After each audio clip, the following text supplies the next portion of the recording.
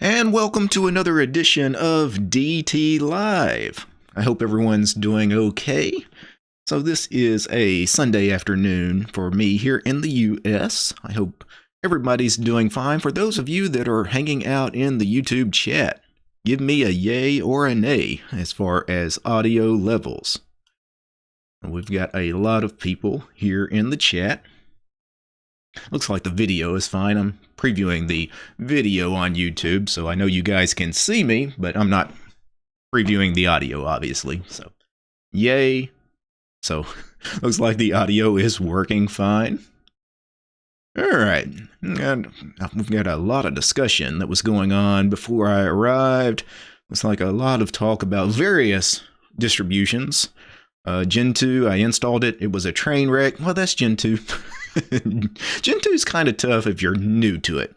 It's not too hard once you kind of get the hang of things. I would say make sure you practice a couple of times in a virtual machine before you actually try it on physical hardware. Because the first couple of times you install it, you'll probably make a mistake. You'll skip something in the installation process. You'll misread something in the wiki. So do it a couple of times in a virtual machine. And once you've done it a couple of times and you've successfully installed it in a VM, you kind of got it down at that point. Then, yeah, put it on physical hardware. Kind of like a Arch Linux. As a matter of fact, if you've never installed Arch Linux, I would say install Arch Linux first before trying Gentoo. Because the installation process is very similar, except Arch Linux installs in like 15 minutes, where Gentoo is going to take a few hours, because Gentoo compiles software when you install it, where Arch just installs pre-built binaries. But a lot of the installation process for Arch and Gentoo are very similar, so make sure you've actually practice with Arch first before going to Gentoo. It'll help you out a little bit there. I would say definitely Arch is quite a bit easier as far as the installation process than Gentoo. I think Arch is easier to maintain also than Gentoo, and Slackware too, for those of you interested in Slackware. I know Arch kind of gets a bad rap for being like hardcore. Actually, Arch is rather easy. The installation process for Arch, yes, it's a command line installation, but it's seriously like the base install is like 10-15 minutes. And then once you install your Xorg and your display manager and your desktop environment or window manager, once you get all that installed, it works like any other distribution. Arch does. So it's actually rather easy to maintain. We had some talk about Open Indiana and Illumos. Yeah, those are Unix operating systems, or Unix-like operating systems. Technically, you have to be careful what you call Unix because it's still a trademarked word. But I mean, essentially, everything that was based on Unix originally, even things like BSD, even things like Linux, they're all Unix essentially. We'll call them Unix-like, but you can't really label something Unix unless you own the trademark for it. Yeah. Not that it matters, it's all, lineage at the end of the day doesn't matter. But it all comes from, it was all birthed from the same operating system decades back. And what about gaming in Linux? I'm not sure why you're asking me that like a million times either. Let's not spam. I don't game that much, but the gaming on Linux seems to be okay because I see people that stay all day on Steam and play a million things, Windows-only games on Steam with Proton. I'm not that guy, so I can't really talk on that like an expert because I'm not a hardcore gamer. It's not something that I'm focused on personally. But gaming on Linux these days is fine. Typically when I game, I do a lot of free and open source gaming on Linux. You guys have seen some of the times when I play games here on the stream, or sometimes I pre-record videos where I'm playing free and open source games. Like Zero AD is one I absolutely love. For a first-person shooter, I love Xonotic. Sauerbraten was one I did a couple of months back on camera. We also did, what other first-person shooter did we do? We've done a few free and open source games. So there are games that are native to Linux that are open source. Unfortunately, of course, most of your games, of course, are going to be proprietary software. Typically, they're Windows only, but Steam and Proton have kind of solved that problem for us these days. Let's see, Josh, I regret to inform you I've left Gentoo behind. Okay, that's not a regret. That sounds like a wise move. And he's seen the light of Arch Linux, which of course immediately broke on me, so I'm back to Debian. Well, Debian is a fine choice too. I mean, I've run Debian stable myself. I mean, I run Arch Linux these days because I need a rolling release for a lot of what I do. But if I didn't do this channel, like before doing this channel, I was the kind of person, I ran Debian stable, or I ran Ubuntu LTS. And when I say I ran those distros, I mean I'd install them and run them for years, 2, 3, 4 years, right? I didn't mind old packages. I didn't mind things never being updated because I didn't need those updates. Now for what I do, obviously, I've got some different needs, but Debian's a great distribution for most people. Let's see. Hey, DT, your channel is awesome. Greetings from Canada. We love our Canadian viewers, by the way. I hope all of you neighbors to the north are doing well. I didn't think too much about the time zone today. Really, I scheduled this stream for a time that was cool for me. Obviously, this time in the afternoon is great for viewers in North and South America. For Europeans, depending on what part of Europe you're in, it could be getting later in the evening. I do apologize for those that are in Asia and the Pacific, because this is maybe not a great time for you guys, but time zones, we can't pick a good time zone for everybody, unfortunately, for these things. I got a super chat here from IMC Crusher. He says, hey, are there any accessible Linux distros? I'm blind and really want to learn Linux. So accessibility, unfortunately, is an area that we kind of are lacking on Linux. I would say if you want good distributions that focus on accessibility, you want the big distributions. Typically, you want the corporate-backed distributions, things like Ubuntu, Fedora probably would be okay. I haven't run Fedora lately, but I would say something like Ubuntu, Linux Mint, I would say certain desktop environments are better for accessibility. GNOME and KDE Plasma, those two are the biggest desktop environments, and they're probably your best bet to go with.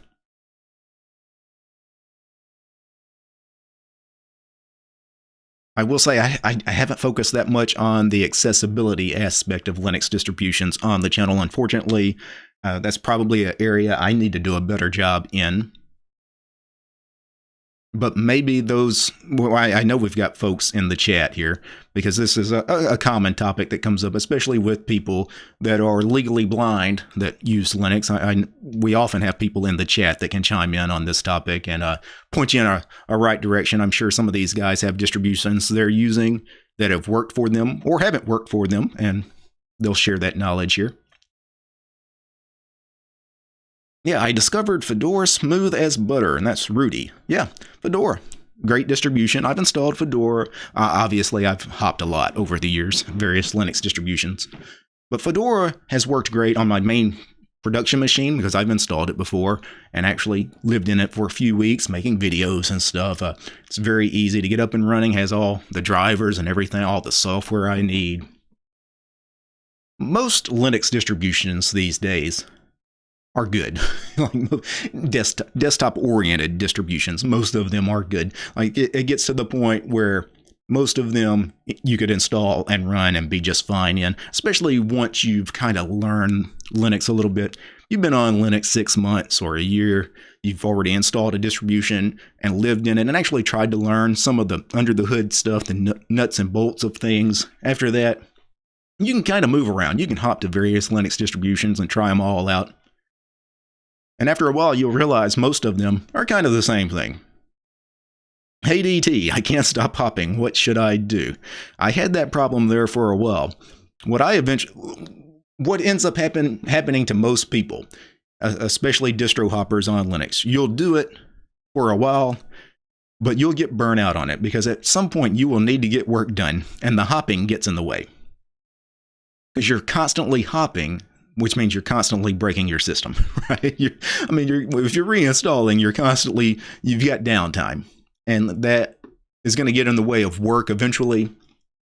So it'll work itself out, right? It did with me. Eventually it got to the point where I was hopping and then trying to record videos, or hopping and then trying to do live streams. And then I'll do a live stream like this one here and it'll break.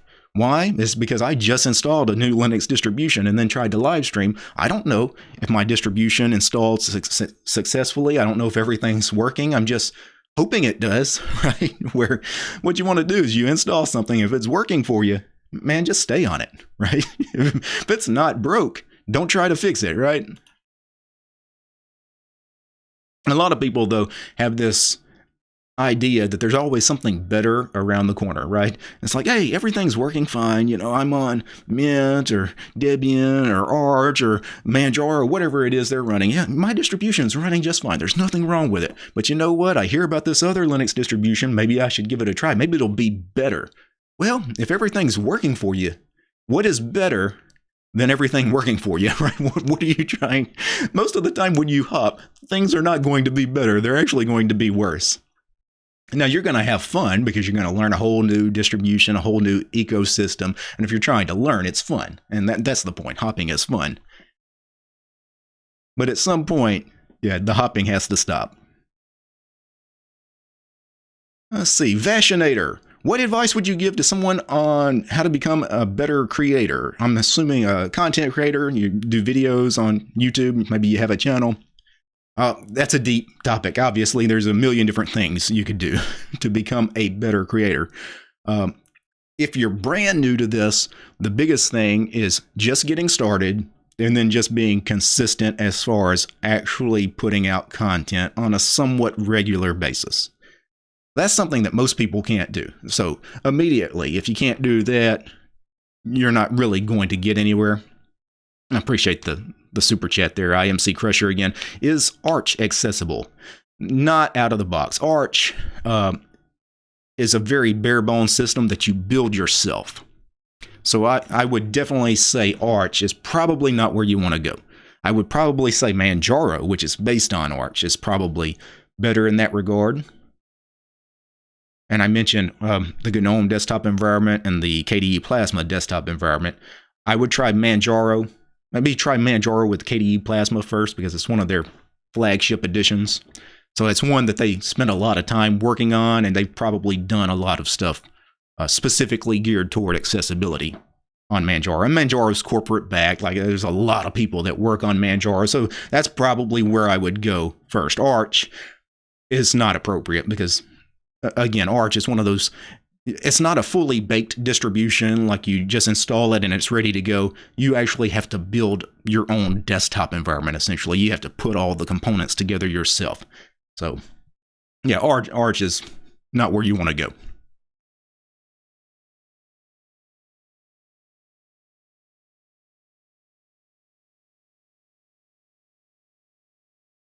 Let's see. Wow, we have Tech Hut here. I didn't see him in the chat, but welcome, Tech Hut. Hope you're doing all right. For those of you not subscribed, check out Tech Hut. His videos come up often in my recommendations, and he does a great job. Let's see. Linux Bay says, I like Qtile as well. Good for starting window manager experience. Yeah, Qtile is a good first tiling window manager. I would say Awesome Window Manager is another good first tiling window manager. Now, that doesn't mean that you're going to install them and it's just going to be a bed of roses. You're going to have to learn some stuff, right? You're eventually going to have to open a config file and change some things. And with Qtile, that means changing things using Python. Python's not that hard to work with. With the Awesome Window Manager, your config file is written in Lua. Lua, even if you don't know Lua, Lua's not terribly difficult to kind of figure out what's going on with. Obviously, Xmonad is a little more challenging as the desktop environment or the window manager, I use these days. Xmonad, though, of course, your config file looks a little worse because, or it's not as new user-friendly just because of the language. Let's see. I don't know why that doesn't come up in my recent history because I'm sure I've opened my Xmonad config lately, but Xmonad's written in Haskell, which Haskell It looks strange. You know, some of the syntax looks a little different, but it's one of those things. I know once you know what's going on, it's not too crazy. Once you figure out everything essentially is a function, and then you have functions inside of functions. One of the weird things about Haskell, I know a lot of you guys are trying out Xmonad, the dollar signs. And in this line here, it's actually all one line. I've broken it up to where I did a line break on each dollar sign. But a dollar sign is essentially parentheses. This dollar sign essentially means opening parentheses in front of smart borders here, and then a closing parentheses at the end of the line. And so these are like nested parentheses, a whole bunch of nested parentheses actually. So that's what the dollar sign in Haskell is. I know a lot of people wondering exactly what that is. But that's really, you know, if you're going to choose a window manager, what do you choose? If you happen to know a particular programming language, like if you knew C, DWM might be a good one for you. If you know Python, Qtile, if you know Lua, awesome. You'd rather configure a window manager using shell scripting, you know, like a bash script. BSPWM, you can use bash to configure. Herbsluft, you can use bash to configure. Actually, those two window managers, you could use any language you want. It's just most people are going to use bash.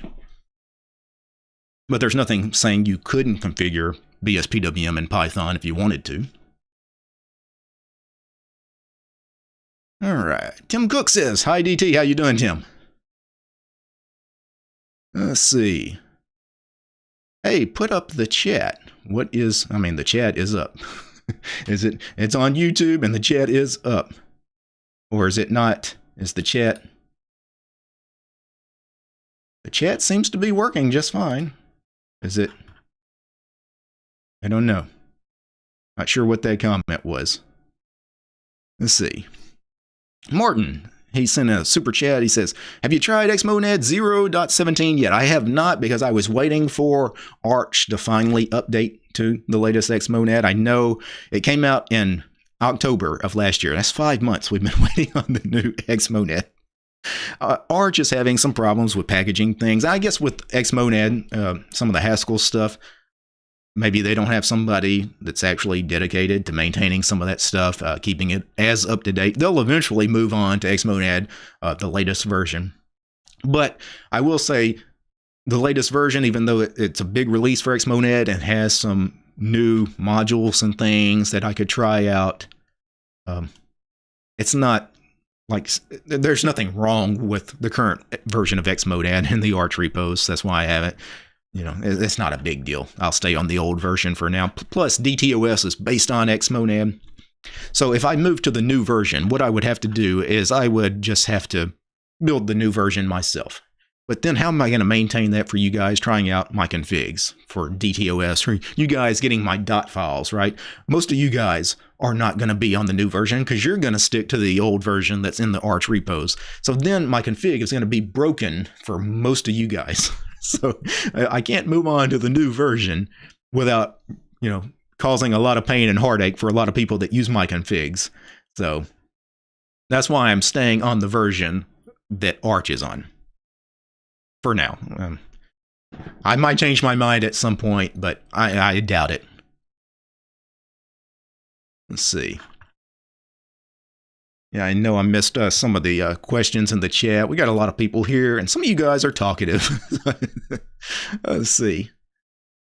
Thoughts on the Steam Deck, and are you getting one? I might get one eventually. I didn't, you know, I wasn't one of the ones that got first in line or anything. I didn't want to be one of those people. I didn't want to be like a beta tester, right? Once it's out and, you know, everyone has one and they get some of the bugs and the kinks worked out, I probably will buy one. Even though, again, I'm not a gamer, I'll probably buy one, at least use it for a month or two. And then I'll probably give it to one of my younger, you know, nieces and nephews or something. Because again, I probably won't get enough out of it to justify spending that much money on it. I'll probably buy one just to check out, and then I'll give it away. Yeah, Josh says, honestly, DWM isn't that bad to get started with. Yeah, DWM, I mean, it's written in C, but it's not a lot of code. Like you can wrap your head around the little bit of code that makes DWM. And that's really when you get to know your window manager. Like, I've mentioned this. I don't know a lot of Python. I don't spend a lot of time just writing stuff in Python. But I have used Qtile, that particular tiling window manager, on and off for many years, like 7 or 8 years probably. It was a long time ago when I first got into Qtile. And I've actually lived in Qtile long term for several months, even several years at a time. I don't know. I probably lived in it at least a year or two at a time, in chunks. And spending that much time in Qtile, I have actually looked at the source code many times. Not just the config file, but some of the underlying libraries. And even though I'm not a Python guru, I at least know some of the stuff with Python that goes on with Qtile, what makes Qtile tick. So it really makes it easy for me to hack on Qtile, right? And that's kind of where these tiling window managers get interesting. Once you've, looked at the code a little bit, you've configured it several hundred times, right? You've played around with your config file. Maybe you'll look under the hood a little bit more with some of the other source code, some of the libraries and things like that. Then you can really start doing things with your window manager that maybe initially you didn't think were possible.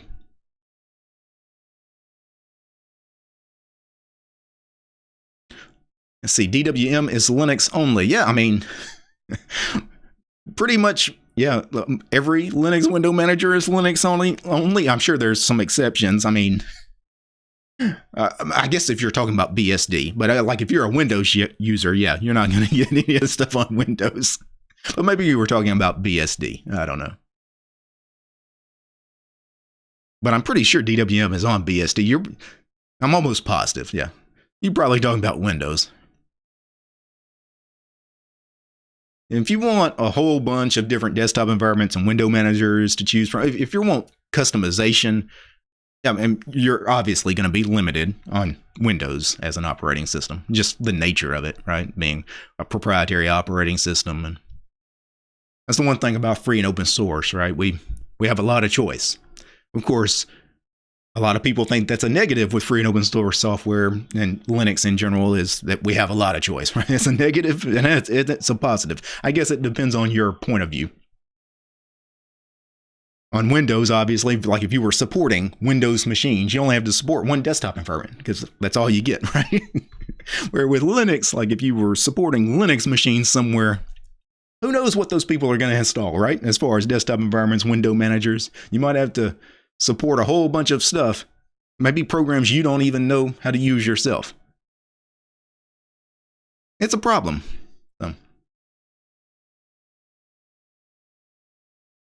Glad you were on later. Didn't have to miss church. I tried to be on a little later this Sunday. I know a lot of times when we do our patron live streams at the last Sunday of every month, which we'll do one this coming up Sunday, I do those at 10 a.m. Central Time here in the U.S. And I do know that obviously conflicts with church for those in some of the time zones here in the U.S. But then again, there's no good time zone anywhere in the way that covers everybody in the world. So we've been doing the 10 a.m. time, and probably we'll stick with it because that's a good time. It's a good time for Europe. So we got a lot of viewers, obviously, in Europe. I actually haven't looked at the analytics in a while to see how things break down by country. But as far as like non-US viewers, I know we've got a lot of people in Brazil, got a lot of people in Germany, a lot of people in India. Like those 3 countries, I know we've got a substantial audience. But honestly, we've got viewers, when I look at the analytics, we've got viewers in practically every country.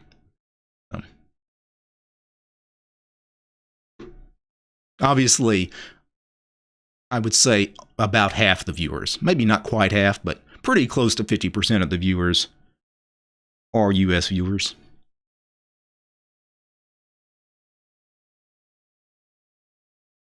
Let's see.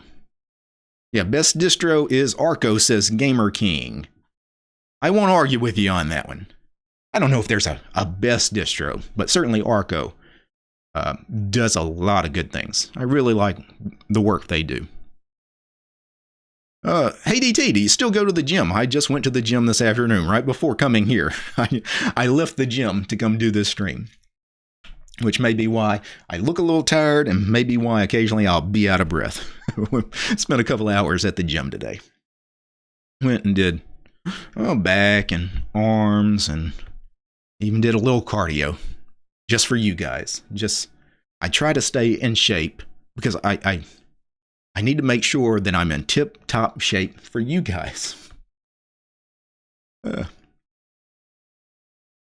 yeah, the gym still good. I mean, I've been going to the gym regularly, really the whole time you guys have known me here, doing this channel for 4.5 years. But I've been a regular gym junkie for about 7 years now. I started going, yes, whatever it is you want to do. Oh, we're lagging.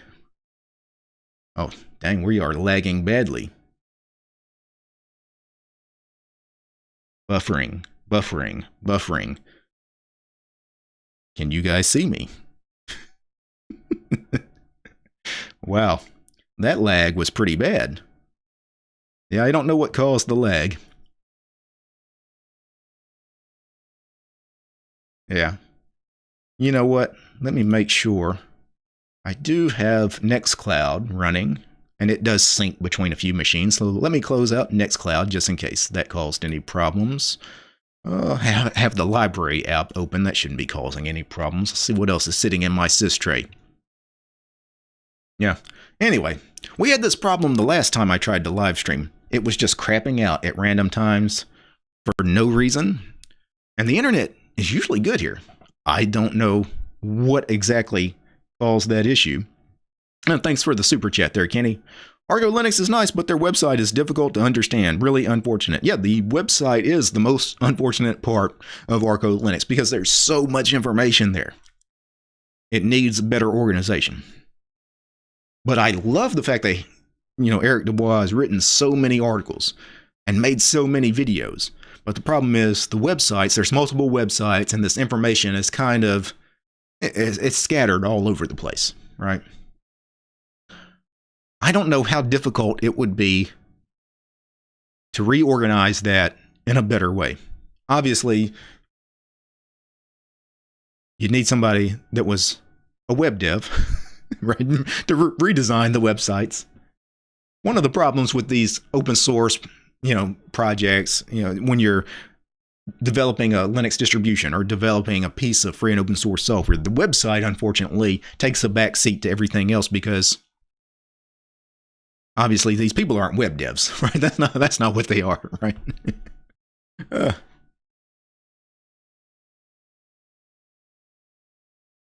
Let's see. Hey DT, what's another good alternative to Xmonad or DWM? Qtile, awesome window manager, BSPWM, if you want something that's a manual tiler rather than a dynamic tiler. i3 is one a lot of people like. There's a bunch of tiling window managers. Spectre WM is like an Xmonad clone, except with a rather easy config to wrap your head around. Left WM is an Xmonad clone with an easy config that you can wrap your head around, like those two. If you want Xmonad but you don't want Haskell, Spectre and Left WM are essentially clones. Qtile is also a clone of Xmonad written in Python.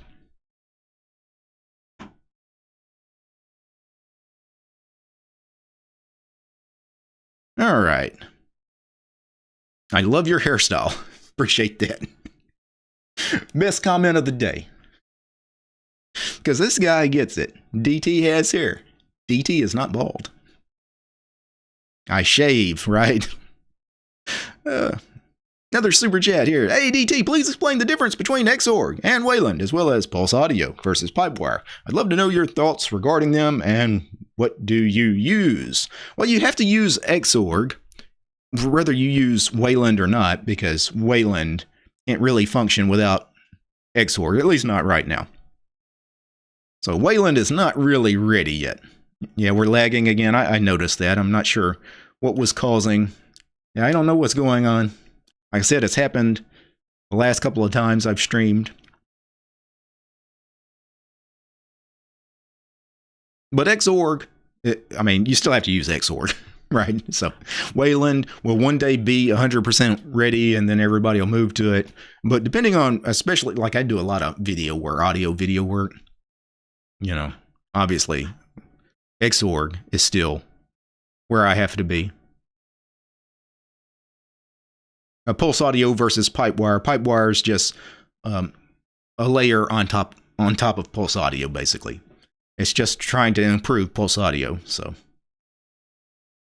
now, is Pipewire still early days? There are some distributions that are shipping with it out of the box. For the most part, it seems to work. You may encounter some issues with Pipewire, but you were going to encounter some issues with Pulse audio because Pulse audio is not great. Audio on Linux has always been a little iffy. So, as far as which to use, use whatever your distribution shipped with. I mean, Xorg and Wayland's not even, like, you don't get to choose there, right? I mean, you can choose to install like a window manager that is a Wayland window manager or Wayland compositor like Sway, and that of course it will install Wayland for you, and technically you will be using Wayland, but you will still have Xorg installed on your system and doing a lot of stuff. So, and same thing with Pipewire. If you install Pipewire, you still will have Pulse audio on your system.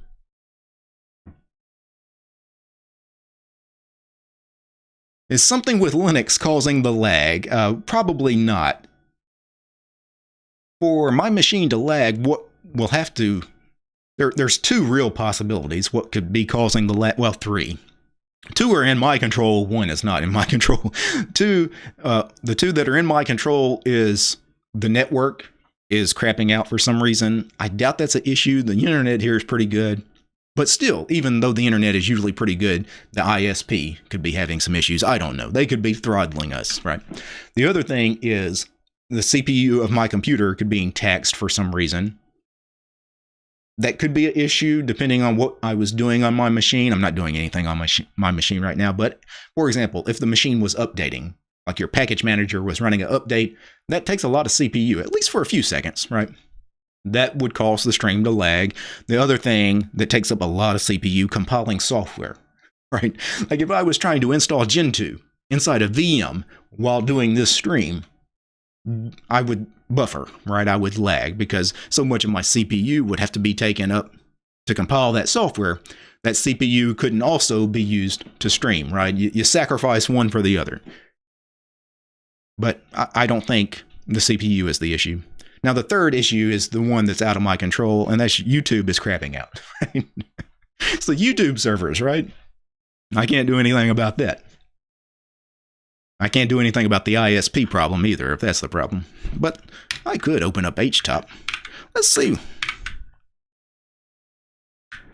Make sure nothing crazy is running here. I'll zoom in so you guys can see. Got the Brave browser open. And of course, I've got OBS open. Those are what are taking up most of the CPU. And of course, I know I've got those open. I don't see anything weird running. Yeah. And once I get down to less than 1% of the CPU being used, then I see some other stuff. But I mean, less than 1% of the CPU, none of that's causing the problem. So,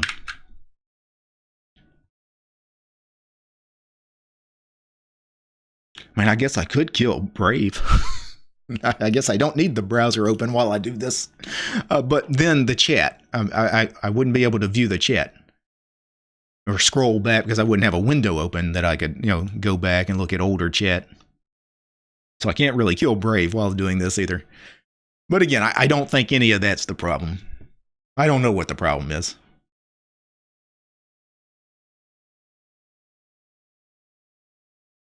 Let's see.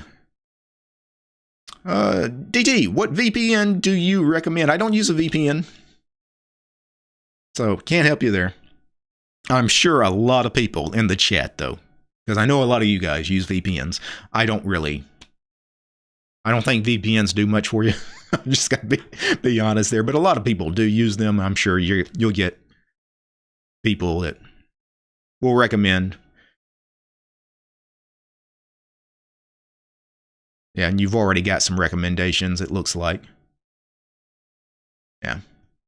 See, I knew the chat would come in handy here. Let's see. Tim Cook, would you someday try to make a full Linux distribution? No, because then I can't do this. This is my job, right? You guys have to understand, I am limited on what I can do. Sometimes you guys ask me to do big tasks that eventually would suck up all my time to the point that's my job, and you guys would never see any more videos, right? Like, do you want videos or do you want a Linux distribution? I think what I do here on camera is much more important than me creating yet another Linux distribution, right? I think if you guys think about it, you'd probably come to that same conclusion. All right. That's why I always tell you guys I don't want to be a support channel, which if I create a Linux distribution, I've got to support the thing. That's why DTOS is almost a Linux distribution, but I don't create an ISO, right? I don't call it a Linux distribution, and that's because I have no plans on being a support channel for that. I just put it out there. Hey, you guys can play with it. Whatever happens, happens. You're on your own, right? Same thing why I tell you guys I'm not a programmer. I'm not a developer. You know, I don't put any kind of software out there that I would have to support.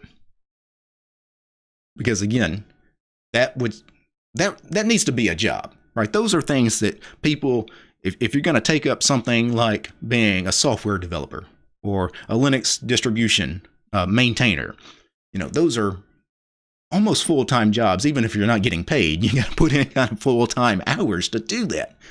I can't put in full-time hours to do that. I put in full-time hours for this. All right.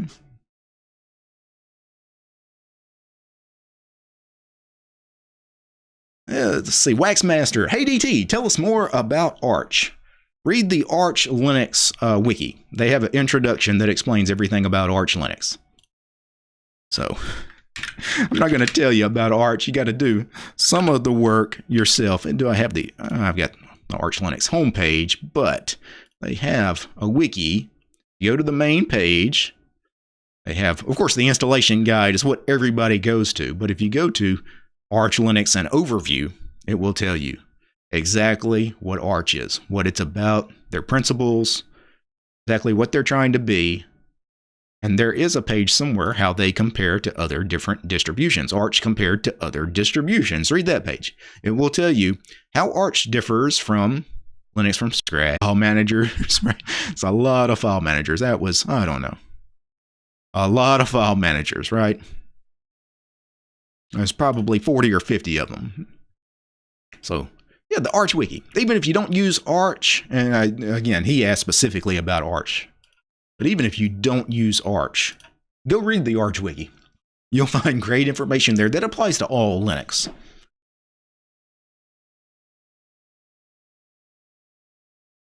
And I am lagging again. Yeah, I have no idea what is going on with that lag.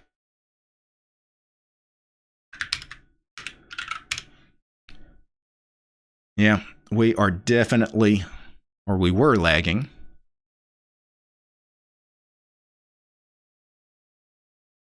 Now, there are other people here at my office building today. So it's a suite of offices here. And maybe somebody is doing something on the network that is causing me problems. I don't know. I don't know. I had to stream here at the office today because obviously I have everything set up, mic, camera, and everything here at the office. I do have a microphone at home. I don't have a camera set up at home. I have extra cameras, though, obviously. I've got an old Logitech webcam that I could use at home. I just don't have it at home. I don't have it set up. Maybe the next time I try to stream, I'll actually do it from the house. No reason to come here to stream, especially if we're getting this kind of lag. What is causing this lag? Oh my goodness.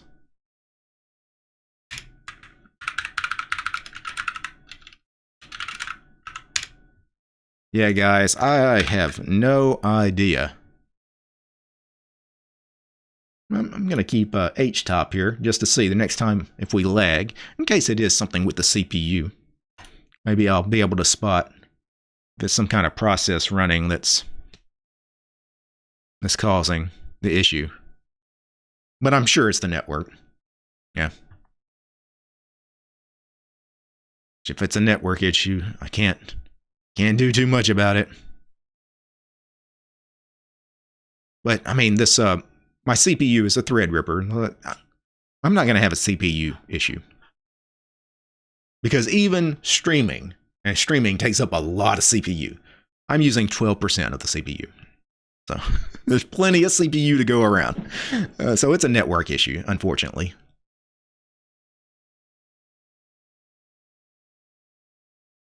DT, could you give Plan 9 OS a try? Probably not. Like, what am I going to do there? I try to cover things that I would actually use or consider using.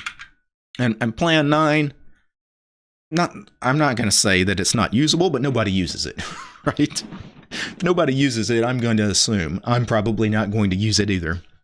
You know, a lot of people want me to be a guinea pig for things that they know nobody really uses. Well, DT, we'll tell him to use it. Maybe he'll make it work, right?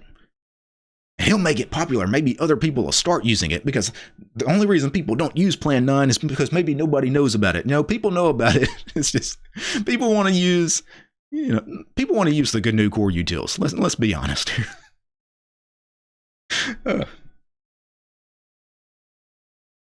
Like, I'm one of those people, I don't mind going against the grain. I don't mind, I'm not one of these conformists. Obviously, I use Linux, right? I'm not a conformist, right? I don't try to use everything that everybody else uses. But at the same time, I'm not trying to make my life difficult just to make my life difficult either. Yeah.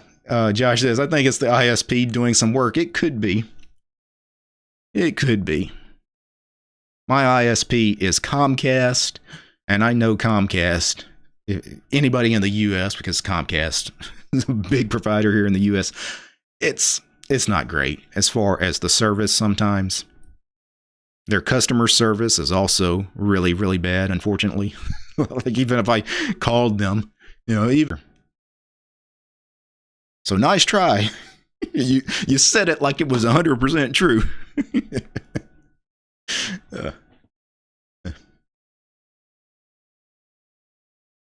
Yeah, let's see. Yeah, I'm using a HDMI capture card. Yeah, the capture card has nothing to do with the entire stream freezing. It's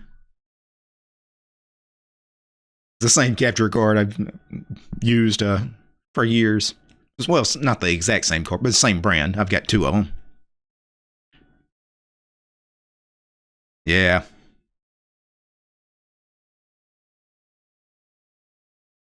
Press F in the chat. Well, guys, I tried. So this is the reason I don't stream that often.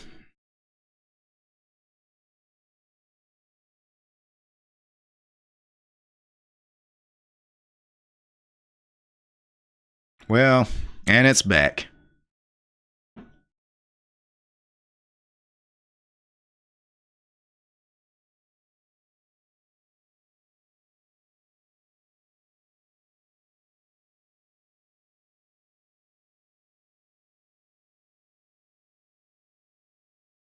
Yeah, I don't think we're going to be able to do much here.